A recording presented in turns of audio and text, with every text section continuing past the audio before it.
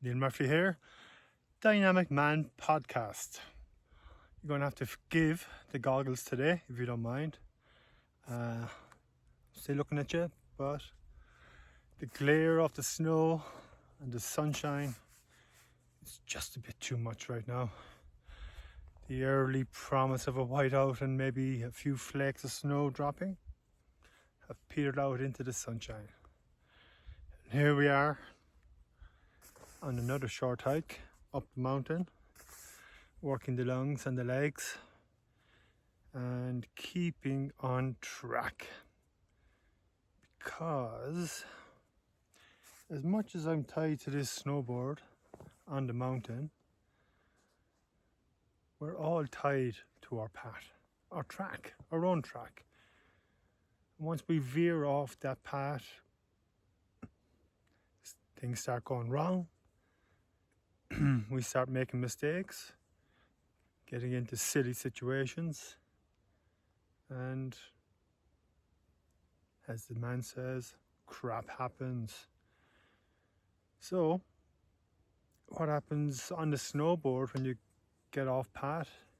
You crash into people, you crash into trees, you ride over rocks, you go a place where you shouldn't be. We've all seen the videos on Facebook and YouTube of people clinging to a cliff that they didn't see coming on a mountain. And yeah, look, when we're off path, we're all out of shape, balance, ideas, misaligned, whatever you want to call it, and it doesn't make for a very happy us, very contented us. It's not very fulfilling, is it? Following someone else's path, helping someone else create their dream. That's what we all end up doing. So is it destiny, is it fate, or do we just take control of our own path and follow it no matter what? No matter who falls away, no matter who comes into it, stick to the path. It's the same again, go back to the snowboarding, when you get into the trees. Like, you look at trees and you say, ooh, how could I go in there? But it's not the trees that you're looking at. It's the lines between the trees. You're not even thinking trees. If you're thinking trees, you're going to hit one or two or all of them. But if you see the lines, away you go. And that's exactly what happens on our path. We see the trees. We're paying too much attention to the trees, and then we're distracting ourselves and knocking ourselves off the path and hurting ourselves. Because, as I know well, trees don't budge. Trees do not budge, even the small ones. So, the trees are our friends. Sometimes I need them to slow me down. But the whole point is, we need to see the lines. We need to see our lines, the lines that are best for us. Stop hitting the trees. That's what we're doing when we're not on our path, when we are knocked off our own track. Now, I get it. It's pretty hard to decide what your path is. It's hard to know what you want. But if you don't figure it out, who's going to do it for you? Is your partner? And who wants to hear someone tell us what our paths are? No, this is something we need to figure out ourselves.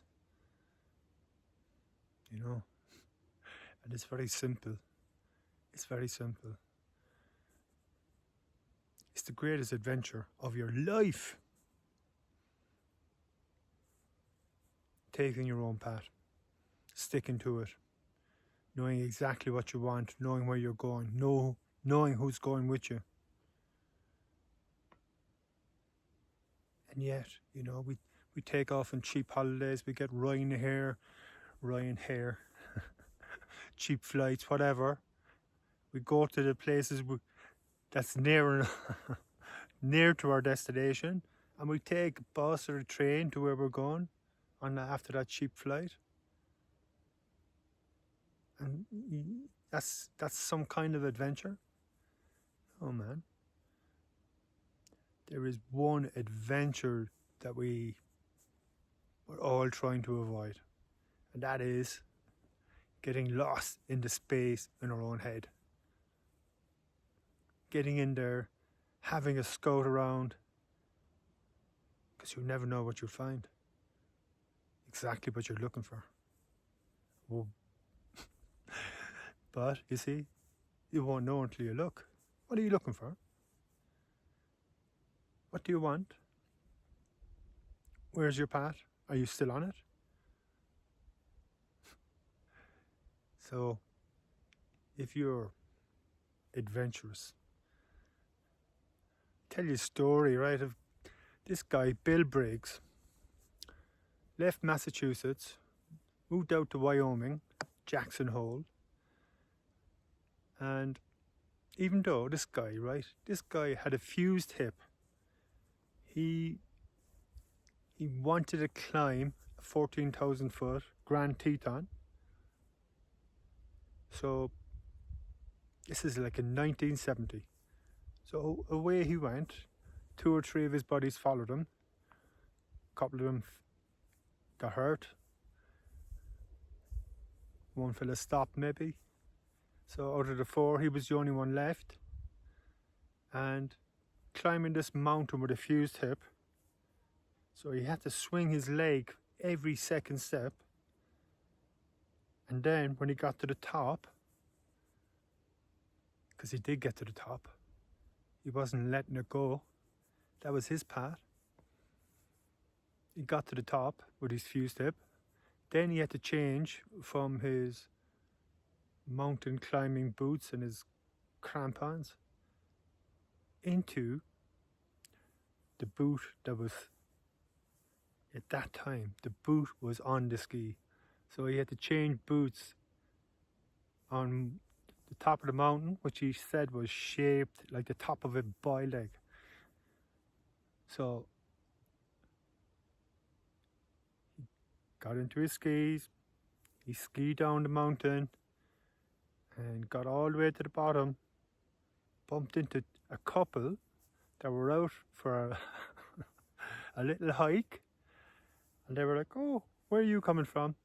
And he said, "I just ski down that mountain." And they were laughing at him. "Get out of here. You're kidding us, man. What are you talking about?" So he was like having none of that. Back into town, half an hour away, got his friend, the editor of the local newspaper, who had a small plane. So little airport in Jackson. Went up in the plane and he took a photo of his tracks to prove it for posterity. I was in Jackson Hole about 13 years ago, and Bill Briggs happened to be having a chat in a local theatre called the Pink Garter. So I went along and I met the man, and I got a poster from him, and on the poster he signed it, "No risk, no adventure, Bill Briggs." Right? This is the greatest adventure of your life, man. This is it. It's time. You need some guidance. You need some reassurance along the way, some appreciation for your efforts, some encouragement, some inspiration, some wisdom, some experience. Yeah, man. I love to share adventures, especially the greatest adventure of your life.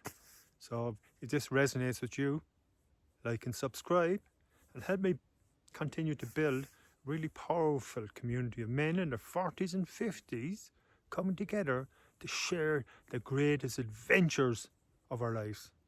That's right. Let's get on it and stay high.